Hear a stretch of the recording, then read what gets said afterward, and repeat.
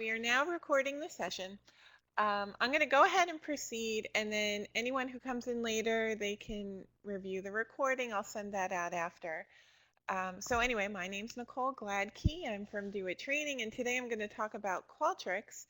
Um, I've never done this as a webinar, so bear with me. And usually my Qualtrics workshops are 2 hours long, so to condense it down to 1 hour, I'm just going to be able to show the basics. And then I welcome anybody to, once they get their survey started, they can contact me and I'll spend some time with them to help them with their survey. So what I'm curious to get from the audience here, welcome Susan, how are you? Is it Sue? I see Susan Margaret. Is that Sue Ryan?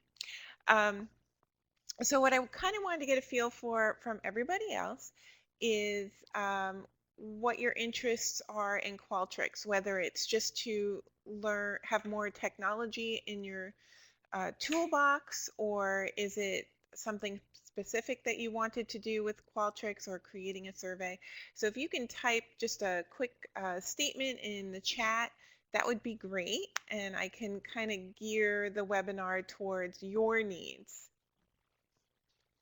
Okay. So you should all have these slides. I sent out these slides, and if you printed them out, you can make notes on them. I have some screenshots on them, but they're not full how-tos, and I'll show you how to get that information.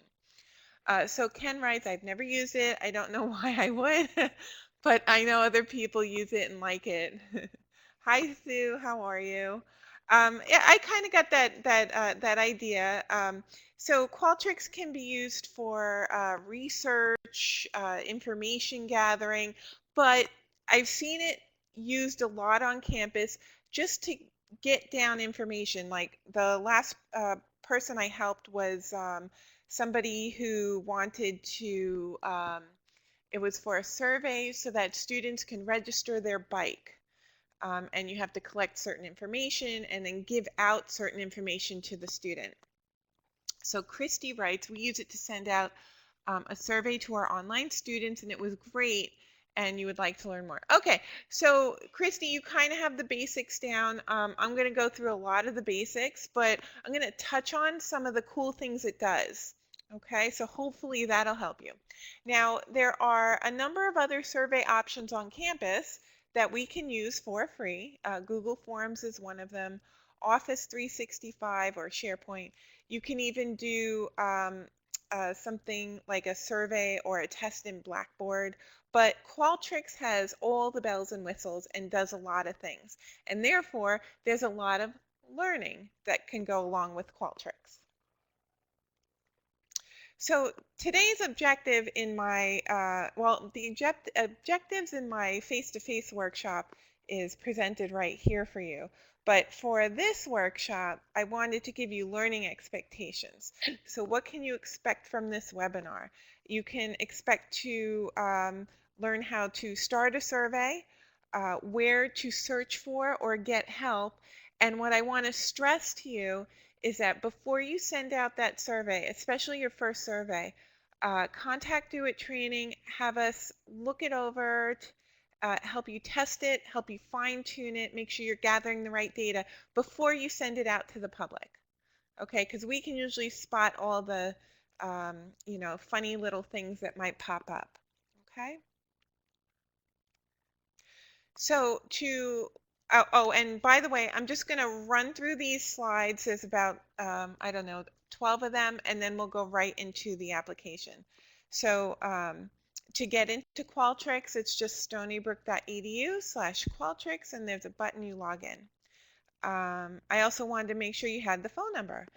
Qualtrics has excellent support. Every time I've called, I've generally always got a human being on the phone, and generally right away. They will assist you if you're staff or faculty, but not if you're a student. So if you have a student working on a survey for you, you might have to call support and then maybe hand the call off to the student. Okay. So when you create a survey, just really quickly, there are a lot of different types of questions that you can use. And whatever question you use, when you hover over it, it'll give you an idea of what the question looks like. So we hovered over this one called matrix table, and then you have this like a Likert scale here. So, but it's called matrix table here. You can do sliders. You can do heat maps. You can put in a signature. And if this menu bar goes away, you can see that you can ask your respondents to supply you with a file. So a file upload. Okay. Um, there's something called blocks. And then, this is getting into more advanced. I'm going to skip this for right now, but what it does is you can have blocks of questions. Instead of rewriting the question for each section, you can reuse questions. So, for example, if you wanted your customers to rate a shirt and you're asking the same questions as your customers who are rating a pair of pants, you can ask those same like quality type questions. So those are called blocks. And the reason why I bring this up is because when you're searching for answers, it's really important to have the terms down. So blocks is where you can reuse sections of questions. Another important term is branching. Branching helps you jump from one question based on an answer to another question or a section in a survey. So if you wanted to have your respondents jump around based on what they answer, that's called branching. Okay, and you can look that up. Before I go any further, let me show you how I find information. So if I wanted to find out more information about blocks, or let's just try branching, and you can do this with any application. I generally type in the application name, Qualtrics, and then I'll type in a keyword, branching. And when I do that, it's generally the first few articles that pop up is what I need. So I can click on, here's where I can learn about branch logic from the Qualtrics support page. And when I click on it, and I love the Qualtrics support pages because everything here is in plain English. There's plenty of screenshots, and then sometimes there'll even be videos, which I find extremely helpful. So whenever I want to find information, another thing that's a good tool that I'll show you in a minute is email triggers.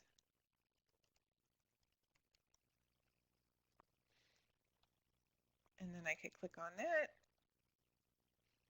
And here's a nice, just as an example.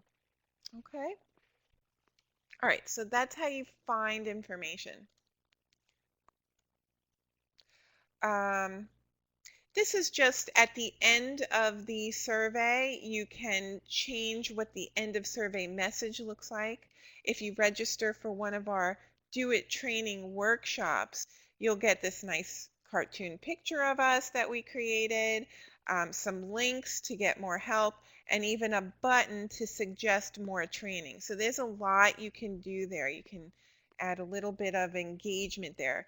The default message is something like your answers have been recorded. Okay. Email triggers, which I'll touch on.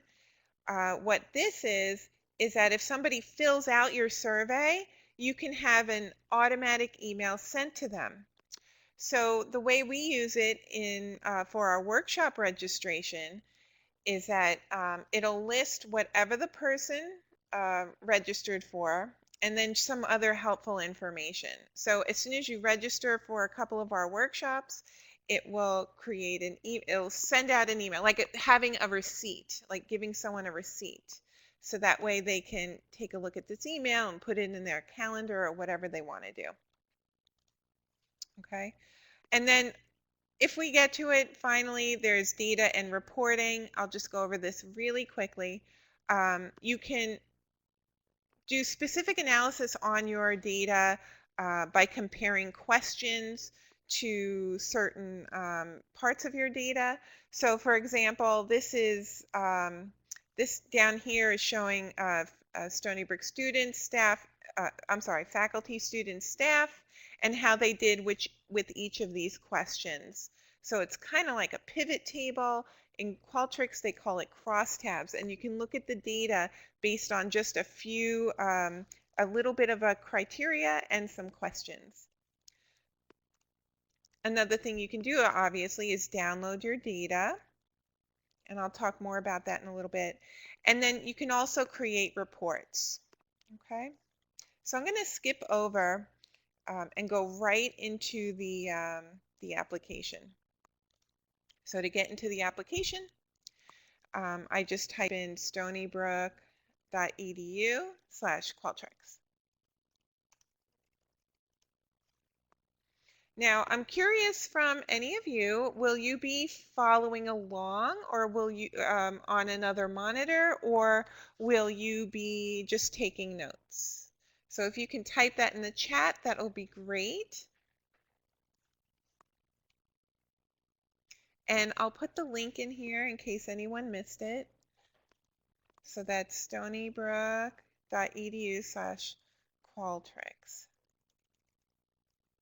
And you sign in with your NetID and NetID password.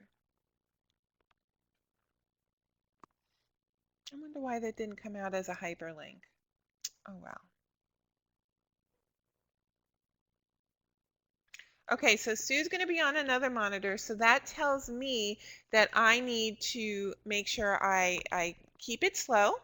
So I apologize if this is all stuff you know. When you sign in with your NetID and click login, and then your screen will be different than mine, especially if you've never logged into Qualtrics before. Your screen might say, do you have a Qualtrics account? Okay, and I believe you say you don't, and then it'll kind of generate an account for you. So let me know if you have any problems. You can type into the chat. If any of you have microphones, since this is a small class, I gave everyone microphone rights to this webinar, so you can just chime in by microphone. Okay.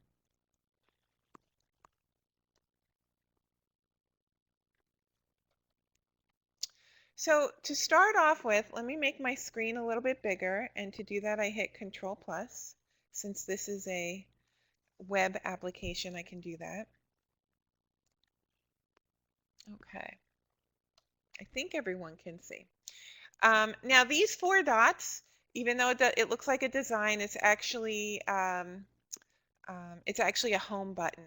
So if I popped into my registration, workshop registration survey, and I wanted to go back to my surveys, I can do that by clicking on the home button here. And it brings me back to where I was. Over on the right over here is where you can go to your projects, okay, which brings you to the same screen I'm on, and then you can create a project. You can also create a list of contacts. That's more of an advanced feature, but if you wanted to send a survey to a specific list of contacts, you can do that by creating a contacts list. Then the library, I don't have anything in here, but if I added any pictures, here's my graphics library. You can see I've added some pictures, if I have any files. But most important is my messages library. Okay, these are like my end of messages. So if you finish a survey of mine, you'll see this message pop up as the last page. I did a couple of tests. There's a thank you, so on and so forth. So that's like this is where all your messages will be, where you can edit them. But let me go back to projects. Oh, and one more thing. If you click on this little person at the top right, Sometimes you need to refresh your account if things don't seem to be working your way, or if you're in Qualtrics support, um, or if there's any errors for whatever ever reason, try refreshing your account, and then again, here's where you can log out. So let's go back to projects, or we can go click on home. And if you don't have anything here, that's okay because you just don't have any surveys. I have a number of surveys with folders. I've tried to organize my surveys into folders. Um, but the first thing you can do is, well, to be organized, you can create a new folder down here. Does everyone see the new folder button here? I'm going to create a new folder. And I'm just going to call it practice for right now.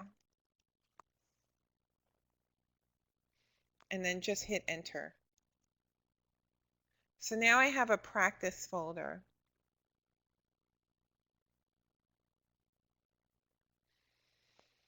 This will help you organize your projects. They call surveys projects. So if you notice, I'm not creating a new survey with this button, I'm creating a new project. When you finish creating your folder, please go ahead and at the top, sort of right of your screen, click on Create Project. And again, let me know if I'm going too fast.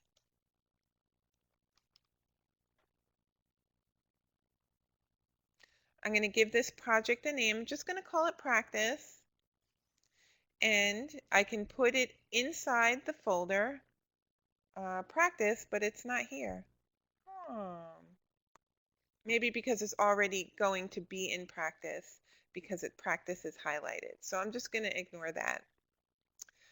And then click on Create Project. Did anyone have a problem creating a project? If you do, let me know so I can slow down and try to help you. All right. So when you create a new let me just give you a tour here. You have these, even though they don't look like tabs, they're tabs. So if you click on it, you get different menu items. So I'm going to go back to survey. And under survey, these are your menu items. So under each tab, you have different menu items. Okay. At any time, you can preview the survey. And this is kind of a neat button. We already have one question here that's not, it's just our stock question. But let's go ahead and preview the survey to see what it looks like. What it shows you is, on the left-hand side, what the survey looks like on a computer. And on the right-hand side, what it should look like on a mobile device. So that can be pretty useful, especially if you have a question on here that doesn't render well on the mobile device. Now, if you do have a question, should you have a question on here that doesn't render on a mobile device, you will not see this mobile device on your preview. You will just see the computer part. Okay? So most questions do render on the mobile device. I don't know offhand which questions would not, but it's good for you to know. Okay.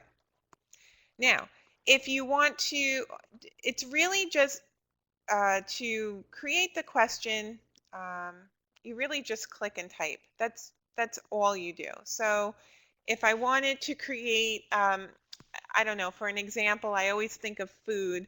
So I always think of food satisfaction surveys. So, and that's how I design my questions. Feel free to design your questions however you want. So I'm going to say, I just clicked on it and then you type. You don't have to remove the text that was there, you just type. So how was your lunch? And then you can write. Oops, I do have to backspace to get that out of there. Too hot. And then I can tab. hitting the tab button, not putting my hands on the mouse, to cold, just right. Okay. You can create another question by clicking on this green button here where it says create a new question, obviously, right? But when you do that, when you click on this button, it should just say create another multiple choice question, because that's exactly what it does. So when I click on this button here, it creates another multiple choice question. And me being me, I always end up clicking on this big button, and then you can change it.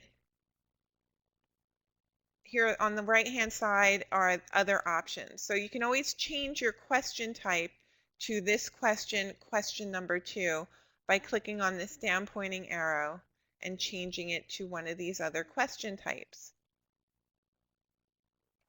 So for this question, I'm going to change it to text entry. And this is like the type of question where you can use to, fill in your name, fill in your email address, write a short statement. So that's text entry. The question type that I'm using is text entry. So I'm going to type in, please tell us your name, colon. Oops. And then just click off of it to see how the question looks. If I want another type of question, not a multiple choice question, I can click on this down pointing arrow to bring up that whole list of different types of questions. And let me explain what a few of these are.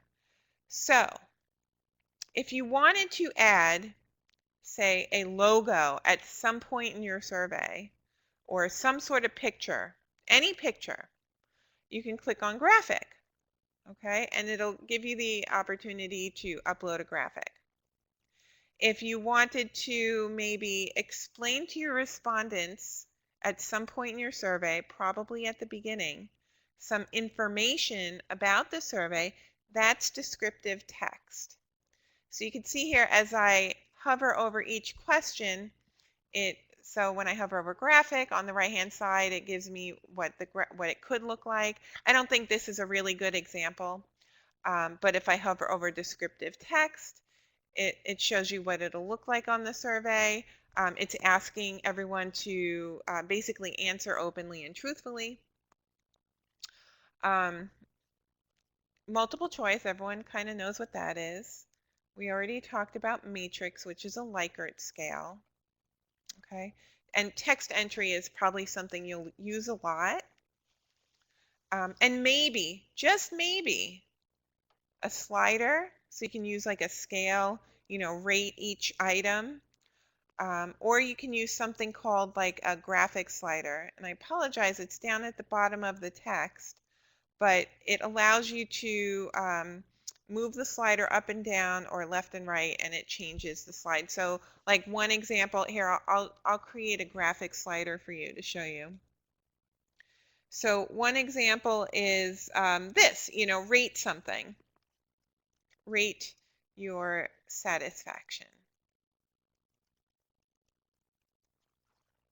or overall satisfaction.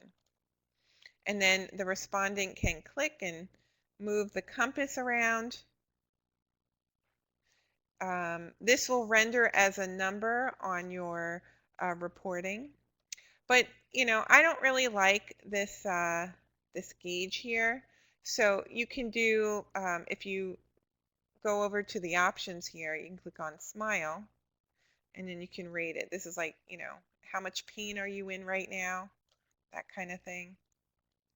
How satisfied are you? Okay. So I hope you've created a few questions on your survey. I have 3 on here. That's good. You're only in slight pain. I feel like the older I get, the more pains I have. So I just want to talk about the question options. Now, if I wanted to change the options here on this question, all I have to do is click on it, and then this right-hand side um, options box moves along. And you can barely see it because it's such a slight color, but it's like a darker color gray compared to the rest of the survey, which is white, unless you mouse over a question. So these options are for this question number 1. I can increase the choices to another one. And these options change for each type of question. So you kind of have to look and see what you want to put here. I can have a single answer, or maybe if my question type warrants it, I can have multiple answers so that way they can check as many as apply. And if I click on more, I can make it a drop-down list. I can make it a select box, and so on and so forth. I'm just going to leave it as single answer, but I want to show you something else. Notice how single answer has little circles next to the options. If I click on multiple answer, it changes into tiny little boxes, and that's just a little clue for anyone who's taking a survey to let you know that you can, if it's boxes, you can click on more than one. But I'm going to click on single answer here. I'm going to scroll down. Maybe I don't want my answers to be vertical. I can change them to horizontal to save space. And then there's more options. Column? What's column? Oh, that's nice. I like that. Now, see, I'm going down the options, but my question, I'm losing, it's off the page here, so you have to bear with me. Now, we have an option for force response. That means the respondent cannot go further until they answer it. They cannot go further into the survey or submit the survey until they answer this question. Okay? But you can be a little nicer about it by, instead of forcing the response, you can request the response. And what that will do is, before they go to submit it, the survey, or before they go into the next page of the survey, Qualtrics will kindly say, will you please answer these questions, and highlight a bunch of things in yellow. So it's kind of a nice way to get people to respond to your survey. Okay. You can set certain validation types. That's kind of an advanced issue, so I'm just going to keep going forward. But what I wanted to point out here is that you can copy a question. These actions section is on every single question options, and so you can copy a question so you don't have to keep typing new stuff. So if we look at the options for question number 2 by clicking on it, you can have like an essay format, which will just be a bigger box.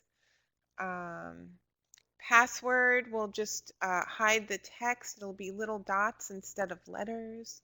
And you basically have some of the same items that you had with the other options. If I look at question 3 options, and I saw someone made a comment, I'll look in just one second. Here you have some more options. You can have the text position below or on the left. You can change the gauges. Maybe you want grades, and then some of the same options. So let me see what the comment was. So Ken says, is there a way to deliver an electronic... Wouldn't that be nice? All right. So one other thing I want to point out here is import questions from. So let's say you want to ask a question, but maybe you're not asking it right, or maybe it doesn't sound as professional as you envision. Qualtrics has, if I click on import questions, the Qualtrics library here, you can import questions from previous surveys you created or from the Qualtrics library. The Laura Klein group, I have no idea who this is, but it's been there since the beginning of time, and I just generally ignore it. So if I click on the Qualtrics library, and you have surveys or blocks of questions. If I click on Survey Library, I can find surveys on healthcare research, employee research like employee satisfaction, demographics, and customer research. So if you were like an HR person, you might want to take a look at the employee stuff. If you were on the other side of campus, across the street, you might want to take a look at the healthcare stuff.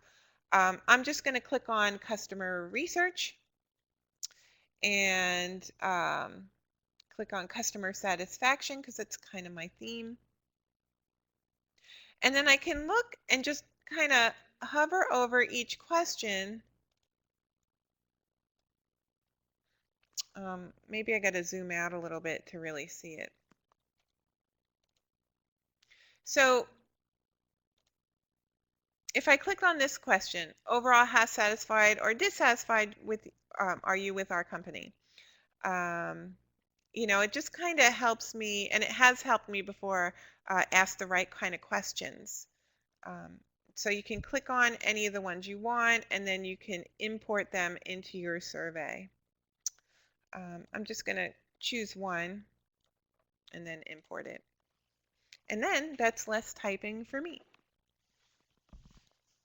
Okay, so I hope you can see here that creating the questions is kind of the easy part.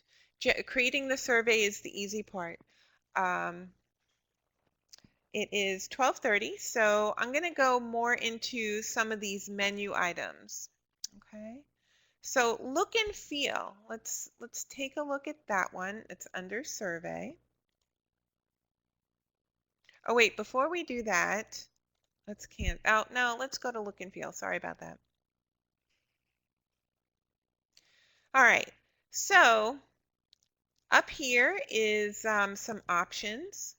Okay, we are on the Stony Brook theme, but if we didn't want a Stony Brook theme, we can click this down pointing arrow and choose a Qualtrics theme. And then, I don't know, this always struck me as a little bit weird, but so if I change it to Stony Brook, it stays like that. If I click this down pointing out and click Qualtrics, nothing really happens until I click on this big box here, and then, all the themes pop up. So I always find that a little bit weird. But what you can do is you can change your theme from the Stony Brook logo to maybe something plainer. So here everything's plain with no logo. I can do something a little colorful. Okay. But I do find some of these distracting from a professional if you want to create a more professional survey. So your best bet is probably to stick with the Stony Brook logo. Now, if we take a look at this survey, down here is the preview of the survey, and we can scroll down to see how everything looks. If you have several pages in your survey, you can change this from, actually, if you only have one page in your survey, you can change this to a submit button. Here, I'll show you what it looks like beforehand. So this is what it looks like down here. This is not a submit button. If you wanted that to say submit or anything else, you can click on this and type in submit, and you can see the changes as I make them. Does anybody notice anything missing from this survey? Just by looking at it right now, just by looking at the top.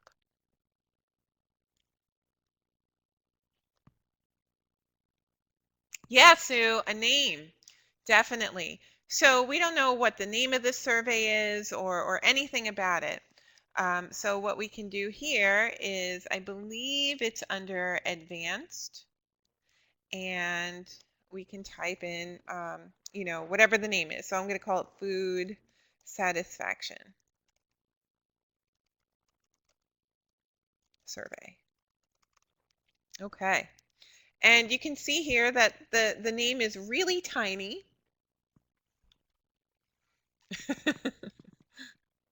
I hope you're eating while you're learning. Lunch and learn here. So um, you can click on edit here, and then you can make it bigger by highlighting your text, changing the size. We'll make it really big. We can make it bold. And if I do this correctly, we can change the text color.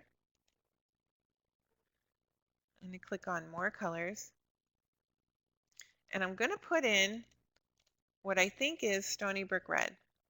So bear with me if I can remember the numbers. 991234. Easy to remember, right? Let's see if I did. Yep. And that's Stony Brook Red. I'll type it up here. 9912. Oopsie. 1234. Okay. So if you wanted to make it Stony Brook Red or any other color, you click on this text color, click on more colors, and enter number sign 991234. And then click Save. So now we have our title in Stony Brook Red. You can always add a footer here. Sometimes I'll just put my email address so people can contact, my group for any reason. Okay, and then click Save. So now if we preview our survey, if you remember to click on the Preview Survey button, you can see here we got what it looks like on our phones. If we click on a button, that's what it'll look like. And then what it will look like on a computer. So I'm going to close the preview. And let's talk about survey flow just for a second. If you're going to have a big, long survey, this is where you're going to move around the blocks and copy the blocks. You can duplicate blocks. So that's so you can reuse questions to rate something. I'm going to skip over this because it's kind of advanced. Survey options is kind of important before you send your survey out to the public. If you have a short survey, you don't need a back button. Most of these options are pretty good by themselves. I probably wouldn't have a save and continue button. When you do that, I think it causes problems, especially for very short surveys. But if you have a really long survey, it might be useful. But for saving, I just uncheck save and continue. I don't really have a good explanation for that right now. Prevent ballot box stuffing. This is an interesting option. This keeps people from taking the survey more than once, but if you check that off on your survey, I know a way to get around it. I can just use a different browser for that survey, or I can clear my cache and take your survey again. So it's not perfect, but for most cases it's pretty good. I can have a custom end of survey message. And you saw on my Qualtrics, I'm sorry, on my slides, this was my custom end of survey message, and you can have one of those too, simply by clicking on custom end of survey message, clicking the down pointing arrow, and then creating your own this is your message library, and then you can create a new message. You can say thank you. These are just some old ones, or I can create a new one. Okay. The default end of survey message, just say, your responses have been recorded, thank you, or something like that. Okay. And if you are creating a survey and you only want a certain amount of people to register for a certain event, And then like, let's say once 50 seats have been filled, that option goes away. You don't want partial completion here. You want to delete any responses after last activity, just so it doesn't, just so you don't accidentally have two people filling it out at once and then sending it at once, and then instead of 50 seats, now you got to accommodate 51 seats, so that was just a little something weird. But when you if you create your survey and you want me to look at it, these are the things I'll be looking at, and depending on what kind of answers you want, I'll be recommending certain things. So I'm going to click save here, and let's take a look at tools. So when you add and remove questions, so I'm going to remove this question, and to do that I just click on this red button here. So now my survey starts at 2, 3, and then 5, because I guess I must have removed a question or something, but I want to renumber them. Now these numbers don't show up on the survey because we can see that in the preview, but there are numbers that we might have to refer to. So what you can do here is you can go to Tools and then auto number the questions. And now it's back to Q1, Q2, Q3. So I think that's a useful tool. Search and replace. You can search for any, I don't know, name of something and replace it with something else. Very important to me is spell check. So I can click on that, see if there's anything wrong. No spelling errors. Yay. Okay. What else do I use here? Triggers, email triggers. These are fun. So what I showed you here on my survey, I'm sorry, on my slides. If you fill out one of my surveys, you will get this email, okay? And the only reason why you will get this email is because I do ask for the email while you're filling out my survey. So I can send it right back to you. So if you do want to do email triggers and send it back to your respondents, make sure you capture their email. So you can create an email trigger that, for example, if someone fills out my survey, it can go to me, or it can go to the email address that I collect. I can change the subject to something else. Thank you. And I can put the body of the message. So really quickly, I'm going to show you the power of this. I'm going to close without saving. And let's say I didn't collect name here, but let's say I collected email. Okay. So the first question is email. If I want to send them an email back, it will be to whatever they put in this field. So if I click on Tools, Triggers, Email Triggers, I don't want the email to go to me. I want it to go back to them. So there's something really cool in here called piped text. And I'm going to use, this is the body of the email, but I'm just going to use this as a scratch pad so I can show you piped text. This is the piped text button. And I can pull an answer from a survey question. So I'm going to pull the answer from this, from Q1, which is email. And I'm going to get the question text, or I'm sorry, this one. This is the right one. And it spits out this code. And I don't really know what it means, except it's question ID number 2. But remember, it was number 2 and we changed it to auto number, but it doesn't really realize that. It doesn't change. And then I want the choice or the text entry. So whatever. I right click, copy or cut, put it up here. Okay, so bear with me now. So anything that is put in the email field will appear up here and then send an email. I hope that wasn't too advanced. Okay, So I can have a from name, from do it training, and they can reply to do it underscore training. And I'll demonstrate how this works in a minute. Oh, great, Sue. Awesome.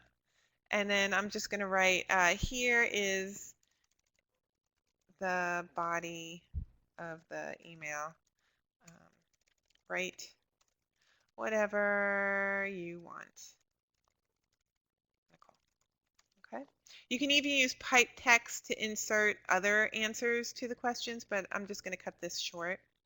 Okay. I can send show full question text or send a full report. I'll just send those so we can see what they look like, and I'm going to click Save Triggers.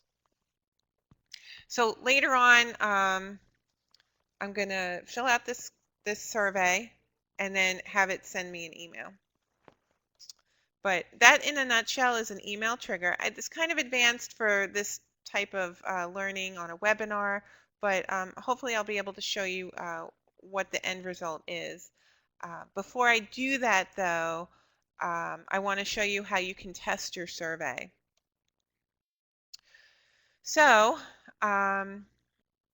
if you go to distributions, this is where you're going to get the link to your survey to send out to your respondents. So click on distributions, and it gives you a number of options. You can send an email through Qualtrics. I don't recommend you sending the email through Qualtrics, at least not right now, because you won't really have anything in your sent folder, or sometimes I like to look and see, did I actually send that email? So I have to look in my sent folder. But this is a great tool if you have to send out an email with your through Qualtrics to maybe 4,000 respondents. Our Gmail has a limit of, I think, 2,000, so we can really only send out 2,000 emails per day. But with Qualtrics, we can send out more than 2,000 emails, so you can get a big pool of respondents.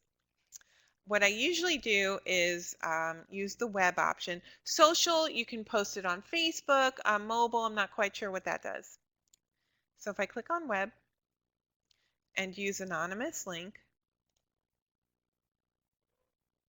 it gives to me a link that I can put in an email, on Blackboard, on a website, wherever I want to put this link. I'm going to copy it and open up a new tab and paste it in the address bar of the browser and hit enter. And then this is my live survey. This is what anyone who gets this link up here in the address bar from the distributions page, this is the same link. This is what they'll get. And I can put in my email address.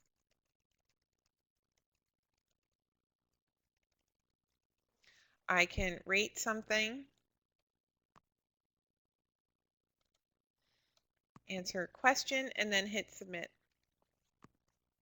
This is my stock end of survey response. It says, we thank you for your time spent taking this survey. Your response has been recorded. Is that big enough to see? But I want to see if my email trigger worked. So I'm going to go, since I put in my email, it should go to my email, and I have my email tab up here. Let me hit refresh. And this is it. It's from Do It Training. I guess I didn't change the subject, but it did send me the email to this email address I put. Now, if your respondents put in, misspell their email and put it in wrong, guess what? They're not going to get an email. So there's no real way to get around that. And it has, here's the body of the email, whatever you want, Nicole. And then here in the response summary, it has all 3 questions where I put in the email, I rated my satisfaction. It doesn't show the image, it just shows a number for the rating scale. And then there was the how satisfied or dissatisfied with you, that imported question. Okay, so again, it's like getting a receipt. Um, okay, and that was, if I go back, I hope I'm not confusing anyone, but if I go back to survey and go back to tools and check that email trigger, here it is. That's this option here, show full question text. It's either this one or this one. I'm not quite sure what the difference is between the two. But checking off both of these gives me this section right here in the email. Okay. You can create, I'm going to close this. This is my email trigger. Let me just zoom out a little bit. Click on tools, email triggers. You can create more than one email trigger. You can filter. This is so powerful. But you can send an email on survey complete or add a condition. If someone was, maybe you only want the emails from people who were dissatisfied with something. If they were satisfied, fine, you're good to go. But you want to know if someone was dissatisfied. You can choose the question. So how overall satisfied are you with the company? And then you can choose the choice, extremely dissatisfied. So that way you get the question delivered to you and you get a notification that something was dissatisfied. Okay, so I'm going to save trigger, and now I have two triggers. Okay, it is 12:52, so I'm going to show you where you can download, after you create your survey, and once your survey is good to go and you send it out, that's when you have to worry about, when you're all done collecting information, that's when you really have to worry about the reporting feature and the data collection. But I'll tell you right now, the data collection's under data and analysis, and you can take the data, you can export it into an Excel spreadsheet if that is something that you're more used to working with. What I want to show you in my slides, though, is I have, so I already talked about crosstabs. That's just a way of looking at your data. You can download your data from the Data and Analysis menu and then click on Export Import and then Export Data. Okay. Make sure, this is really important, when you download your data, you have a choice here to use numeric values or use choice text. Generally, stick by the rule of using choice text, because when you download your data and it's set for numeric values, guess what? You're not going to see the food was too hot, too cold, or just right. You're not going to see those. You're going to see a numeric code, 1, 2, or 3, and that's for data crunching. That's for like real research type of stuff. But for our purposes, you want to click on choice text when you download data.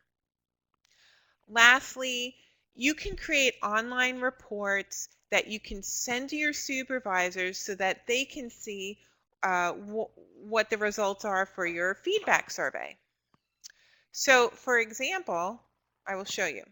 We have a feedback survey where we ask people what they think of our workshops, and the first thing we ask them is, are they staff, faculty, or students?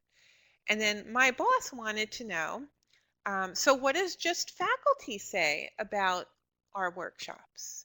And I was able to generate a report and then just give her this link. So she would click on it. And here is a public report. It's filtered just on faculty or those who say that they are faculty. And when you hover, you can see there was 56 responses to this report. And we've asked questions. I didn't show all the questions, I filtered out the questions that my supervisor wanted to see. So, for example, what factors would make you more likely to attend future training? If you click on that, you see the answers, and you can see that most faculty prefer 1 to 2 hour classes. They prefer late morning over early morning classes, definitely not lunchtime classes. Okay. Nobody really likes Monday classes except for 2 people, but mostly people like in-person classes, which is interesting. I thought that was interesting.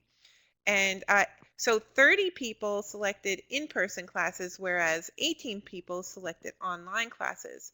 So that was interesting. That revealed some information.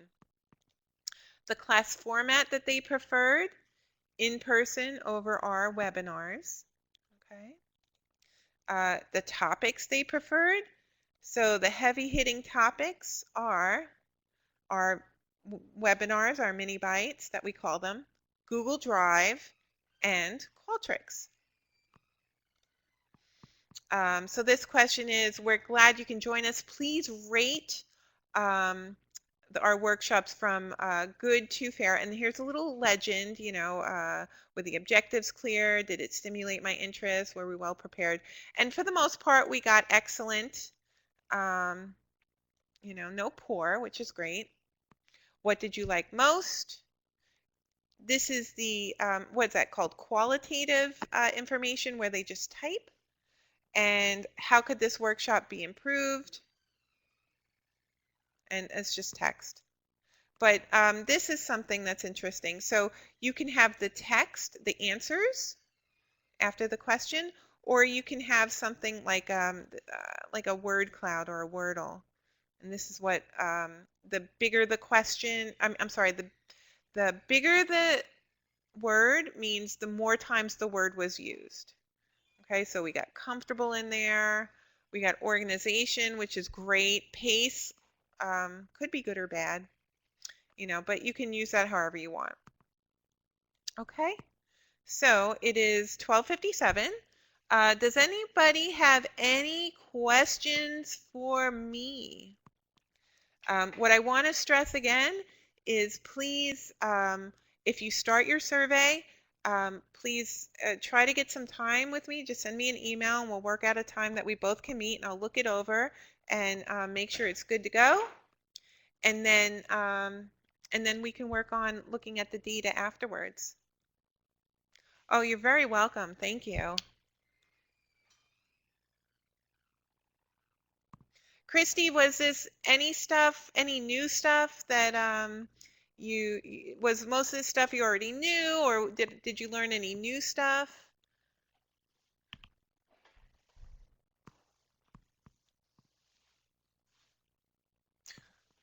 All right, well, thank you very much. I'm going to send off the recording as soon as I get a chance to.